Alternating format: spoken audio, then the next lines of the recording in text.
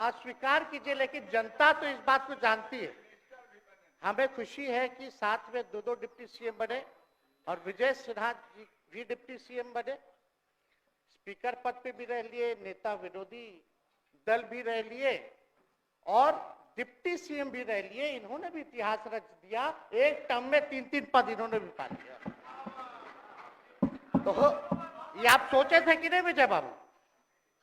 अरे आपके दिमाग में आया था कि आप एक टर्म में स्पीकर भी, डिप्टी सीएम भी और नेता विरोधी दल भी आप बन गए। तो इसके लिए आप तीनों लोगों को विशेष तौर पे हम बधाई देना चाहते हैं। माननीय मुख्यमंत्री जी हमारे लिए आदरणीय थे, हैं और हमेशा रहेंगे। हम इनकी इज्जत हमेशा करते आए हैं और करते रहेंगे। और हम तो कई बार इनके नेतृत्व में काम करने का मौका मिला और हम लोगों ने काम किया मिलकर के, इसमें कोई दो राय नहीं। आगे हम सारी बात को भी हम अपने आप लोगों के समक्ष जो है रखने का काम करेंगे। अब कई बार माननीय मुख्यमंत्री जी जो हैं इस बात को बोलते रहे हैं कि तुम मेरा बेटा जैसा हो, कई बार बोलते हैं और हम भी अपना मानते हैं, अपने गार्जियन मानते हैं। और आप लोग भगवान राम की चर्चा करते हैं, हम आप सबके मन में तो राम है ही, शांति, लेकिन एक बात समझना पड़ेगा, हम तो नीतीश जी को एक दशरथ जो पिता है उनके रूप में वैसा गार्जियन मानते हैं कि भाई के सामने भी बोला अब तो यही करेगा, यही आगे बढ़ेगा, तो चलिए नौजवान लोग ना आगे बढ़ेगा, आगे काम करेगा। लेकिन कई बार मजबूरियां रही होंगी इनकी, जैसे दशरथ की मजबूरी थी, राजा दशरथ की, कि राम को जो है वनवास जो है भेज दिया गया। लेकिन उस बात को हम मानते हैं कि हम वनवास नहीं आए हैं, बल्कि हमको इन्होंने भेजा है जनता के बीच उनके सुख और दुख के भागीदार बनने के। पहले बार ये अपने से दूर किए, वो भी क्या मजबूरियां रही हमको नहीं पता, ना आपको पता, किसी को नहीं पता क्या मजबूरियां रही। लेकिन इन्होंने जब पहली बार जब दूर किया तो एक ही बात निकल के आया। क्या बात निकल के आया कि आप जो है एक्सप्लेन कर दीजिए, आपके ऊपर जो है मुकदमा है, केस है। जब दोबारा जब इन्होंने अपनाने का काम किया तो इन्होंने कहा कि ये सब बीजेपी वाला सब फंसाने का काम करता है, ईडी और सीबीआई लगा देने का काम करता है।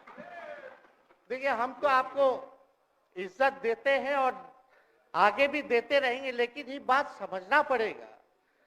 और बिहार की जनता ये जानना चाहती है कि आखिर ऐसा क्या कारण है कि आप कभी इधर रहते हैं, कभी उधर रहते हैं। ये तो सब लोग जानना चाहता है, सब लोग की इच्छा। आखिर क्या ऐसा हो गया कि आपको ये निर्णय लेना पड़ा? 2020 का हम लोग चुनाव जीत करके आए, मात्र बेईमानी के बाद 12,000 का डिफरेंस था पूरे महागठबंधन और एनडीए में। आप क्यों छोड़ के आए? आपने यही बोला था ना कि हम एनडीए इसीलिए छोड़ रहे हैं क्योंकि हमारे पार्टी को तोड़ा जा रहा है, हमारे विधायकों को प्रलोभन दिया जा रहा है। और आपने ये कहा था मर जाएंगे, मिट जाएंगी, तो आप कहते ही रहते हैं, हमेशा लगातार ही कहते रहते हैं। उस पे हम नहीं जाएंगे, लेकिन आपने तो ये कहा था कि भाई हम लोगों का एक ही लक्ष्य है, न प्रधानमंत्री बनना है, न किसी को मुख्यमंत्री बनना है, देश भर के विपक्षों को गोल बंद करके जो तानाशाह है उसको दोबारा नहीं आने देना है, इसीलिए ना आ पाए थे। और आप जब गवर्नर हाउस गए महोदय, मुख्यमंत्री जी जब आप बाहर आए तो आपने बोला कि आपका मन नहीं लग रहा था। आपने ये बोला कि मन नहीं लग रहा था। मन नहीं लगेगा तो हम लोग नाचने गाने के लिए थोड़ी है, आपका मन लगाने के लिए। हम तो आपका साथ ना देने के लिए थे कि जो काम आप बोलते थे असंभव है, उसको हम लोगों ने मुमकिन करके दिखाने का काम किया।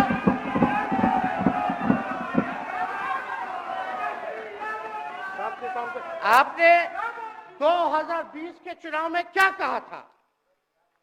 झूठ मत बोलिएगा। देखिए, हम आप लोग से उम्र में छोटे हैं। अपने बाप के पास से लाएगा, जेल से पैसा लाएगा, नौकरी बांटेगा, और संभव है, क्या बोले थे? और हमने उस समय चुनाव के दौरान रोजगार पर विशेष तौर पे हमने बोला था, हमने साइंटिफिक अध्ययन किया, रिक्त पदे हैं इतनी इतनी है, उसको हम लोग जो है भरने का काम करेंगे।